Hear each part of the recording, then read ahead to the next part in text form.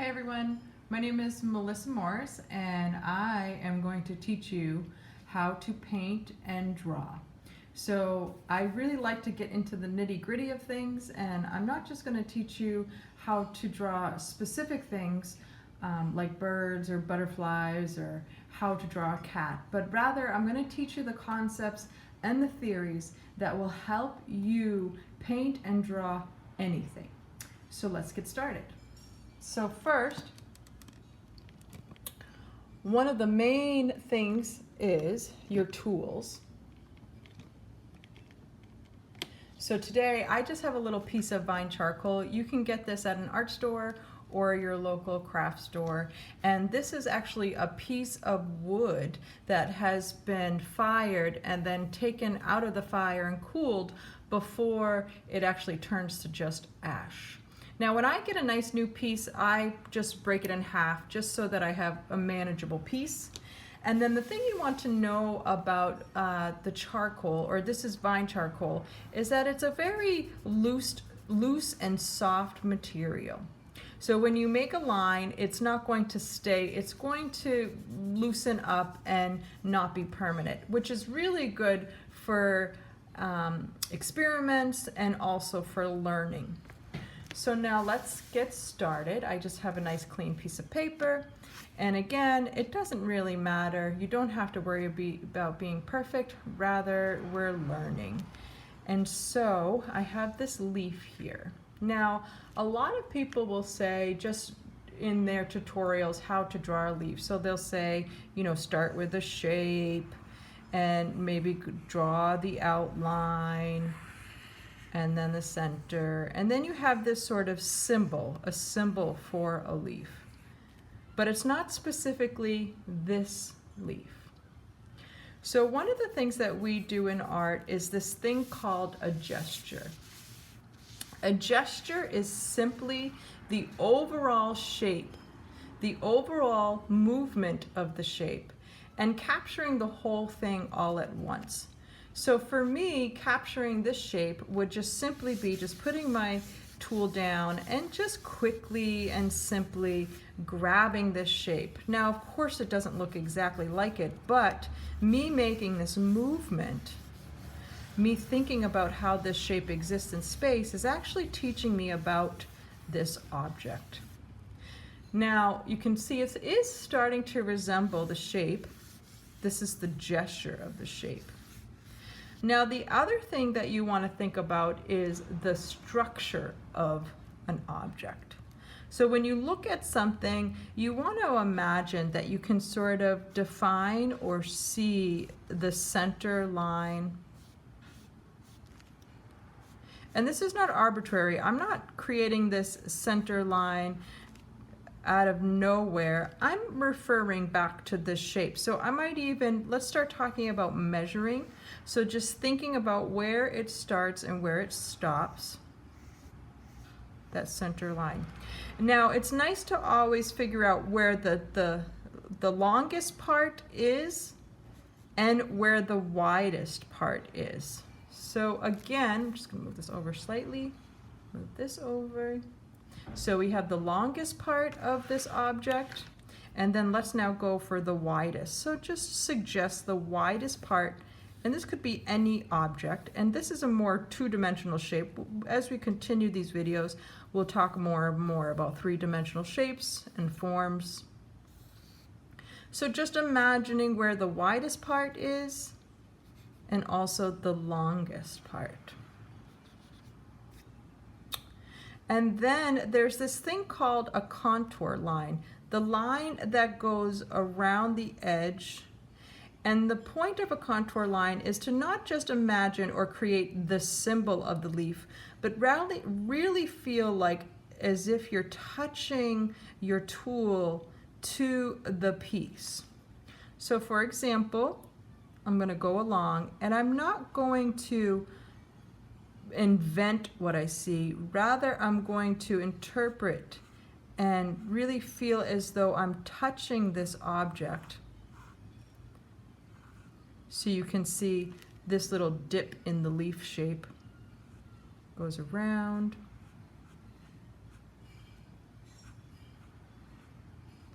and then keeps going up.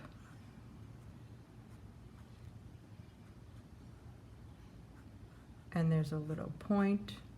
And at the end of the day, you do realize that I'm going to take this leaf away. It's no longer going to exist. All that's going to be left is my picture. So it doesn't actually have to be so exact, but if you want to create something that actually looks real, you're going to need to slow down and really observe how a thing exists in space. Now notice how this leaf is starting to lift up. So I'm going to, at this widest point, so I have imagined a line where the widest point of this leaf is. So I'm just going to now come down at this end. And again, I'm just thinking about that contour line. I've given myself some markings where the longest point and the widest point is.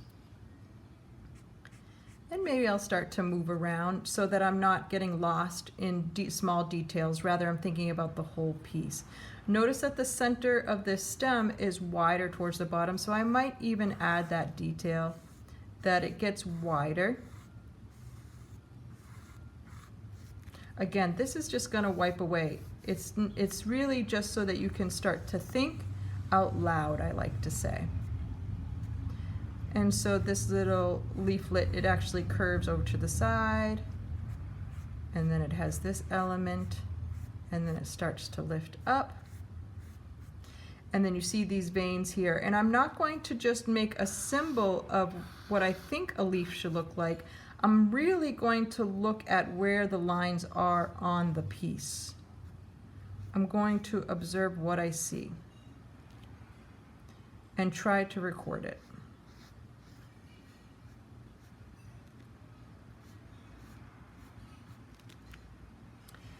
And as the line moves out, it actually becomes thinner and lighter. So one of the things is you have to know or start to learn the actual pressure that you're using with your tools. So if something is lighter, thinner, then your tool, you want to emulate that in what you're doing with your tool.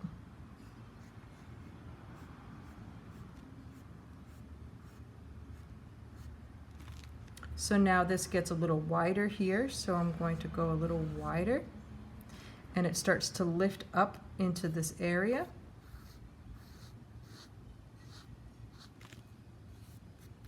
Again, at any point in time, I can just wipe it away if I don't like it, because it's with this Vine charcoal. And I do like to move around. Again, this lifts up a little bit, so I'm even thinking about drawing it as though it lifts up, and then it goes down a bit as it touches the table, and then lifts up. So there's a sense of tactility in the way that you're drawing, the way that you observe something, that you're actually trying to emulate that in how you manipulate your tool. And go slow.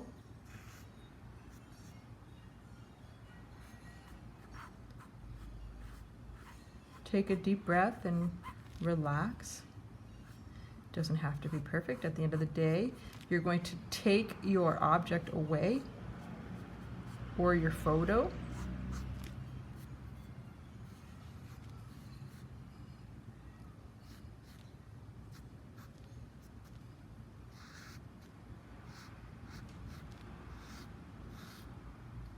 And you see how all of these little veins here, they sort of trail off. So I'm just getting lighter and trailing off, moving up, trying to follow. The thing about nature and real life is that it has a tendency to be so dramatic. If we really slow down and pay attention, we'll tend to sort of even out all of these veins. But nature knows how to sort of offset it to make it more interesting. So pay attention to those details.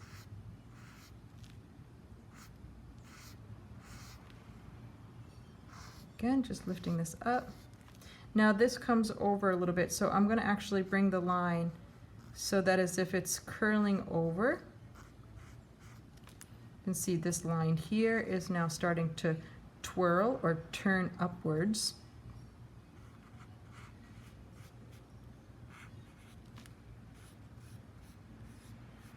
keeping it light. There's even a little bit of a shadow underneath. I might go in and just sort of put that little line for the shadow and darken it just a bit.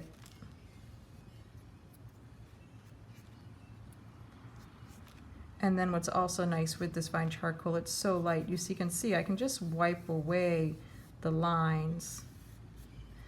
But it can be a nice tool to use to create a really delicate light piece.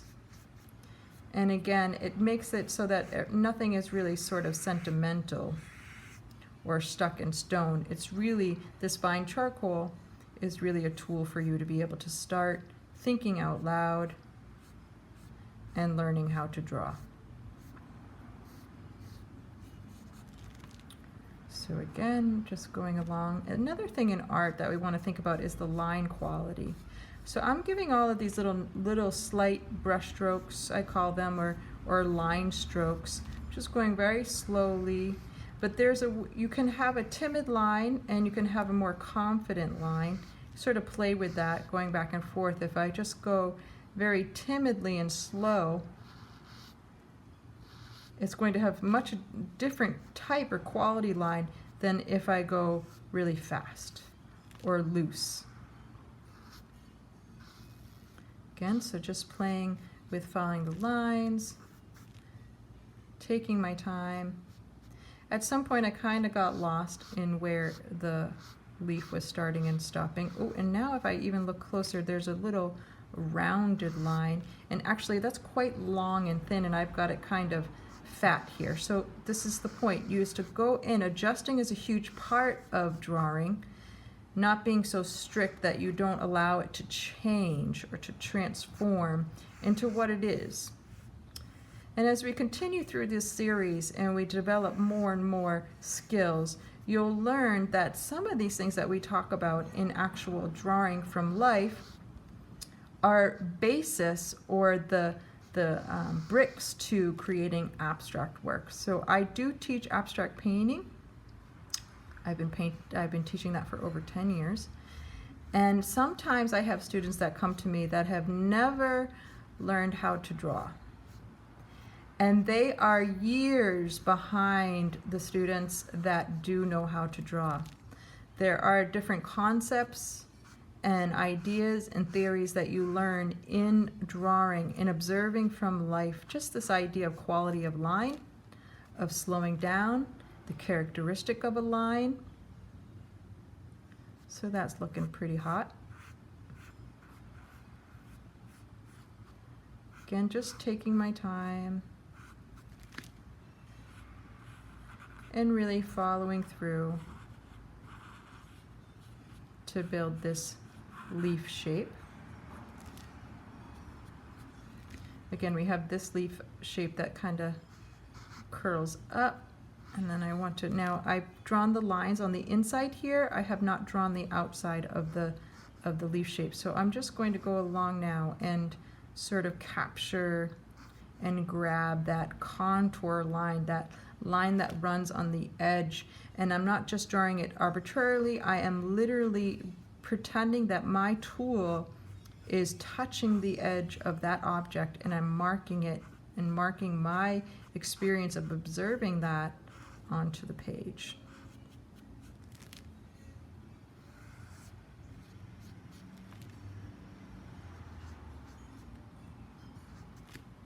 Soften that out. And what's really wonderful is that when you actually draw in this way, there's that back side of that leaf. You can kind of rub things out with this fine charcoal, make it real light and loose.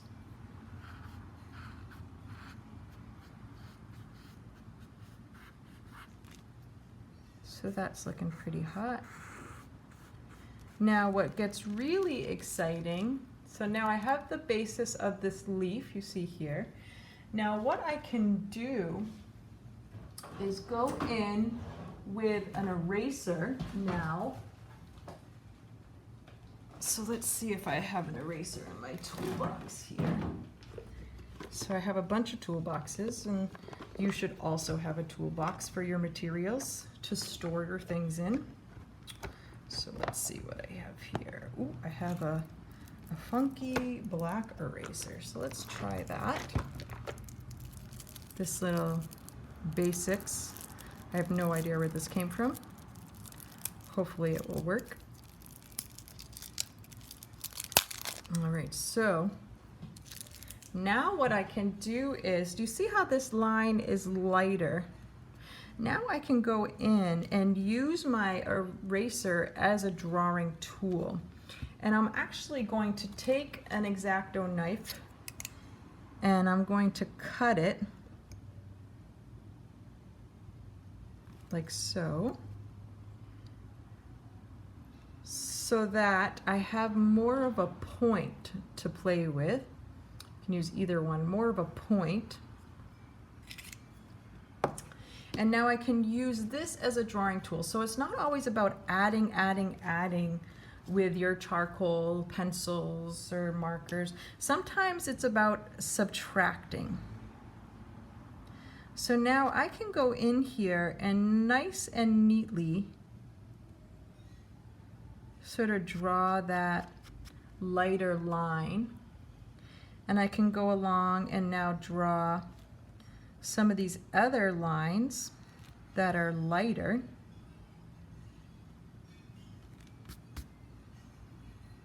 To create the nuance. Now again, if I wanted to keep this in any kind of sort of permanent condition, because this vine charcoal is not going to do the trick, so I'm just going along and lightening up these little lines here because they're not dark, they're light in the actual object. And I might even go on and sort of carve this out because that's actually much thinner than the way I had it drawn. And then now we're talking about sort of negative space. So going around on the edge here and cutting this out, carving this object out is actually, we start talking about the negative space, the space around the object. And you could see how I could now go around and really create some really clear, clean edges with my cut piece. And if there's any other nuances that I wanted to create.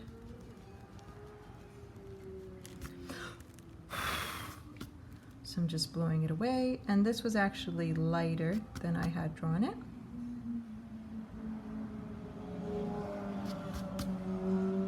And I don't like that I put that shadow in there. It's making it look kind of wonky and a little heavy, so I'm gonna lighten that up. Now say I wanted to keep this little leaflet, and I've used the vine charcoal. A solution would be to use something more permanent. So let's see here. If I use a little, this is just some compressed charcoal. So this is going to be much darker, and you can see it's more permanent. And if I go very dark, if I push very hard with my hands, then it's going to create a very dark line. If I go light, I can create a lighter line. And if I go very light and delicate, I can create even more of a delicate line. So if I want to now go back in and remember that time I took to create that light line, I don't want to now erase that or get rid of it. So maybe I'll go in and just sort of go around that element. Creating these sort of veins in this. And this leaf here, if you're interested, is a hydrangea leaf. Sort of took that in this morning with a bunch of little hydrangea flowers. Again, the world is a rich source of inspiration. All you have to do is look around. I love nature, but you may like more cityscapes or city scenes or people. Now I'm just going along and kind of rubbing this in just to kind of secure it into place, get it sort of so it sticks. And again, a nice drawing takes time.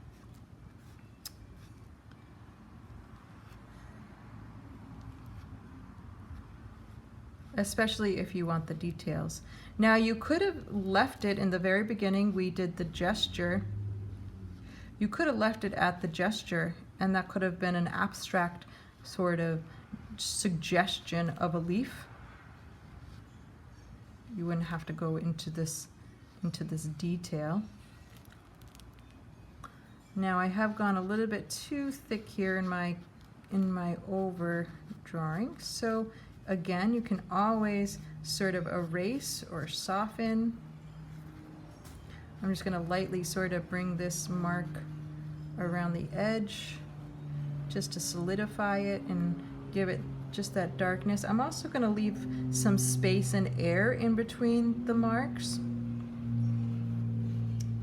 That will help to create just some lightness, and if we just make a big line around something, that's not really how things exist in space. So this is sort of flattens out the shape. By keeping some things open, it gives it some more life and light.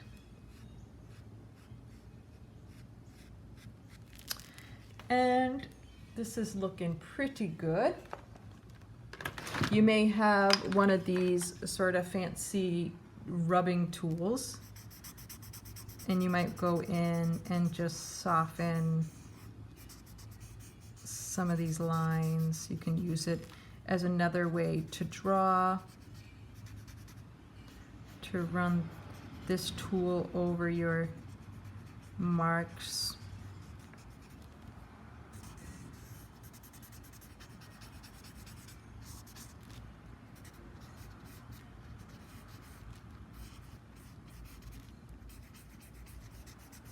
So just go slow, and still, again, always observe. Look over at your object that you're drawing.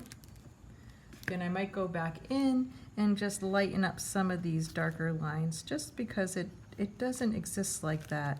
They're too heavy, and I want this leaf to have a sort of lifelike feel to it. Now I'm going to take my charcoal again. There's all these little veins in this thing, so I'm just going to just run my tool lightly in the same way as they feel in the leaf. This light sort of veiny stuff that's happening through the leaf. Now you could go super slow and pull out all of these little teeny tiny little veins in the leaf, if that's your MO. I am sort of less into those sort of details.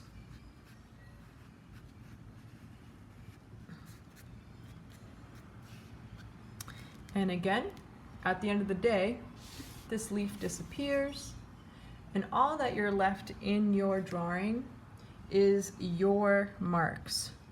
No one is ever going to see the actual object that you referenced. So now you can spend some time just perfecting and making this object what you'd like it to be.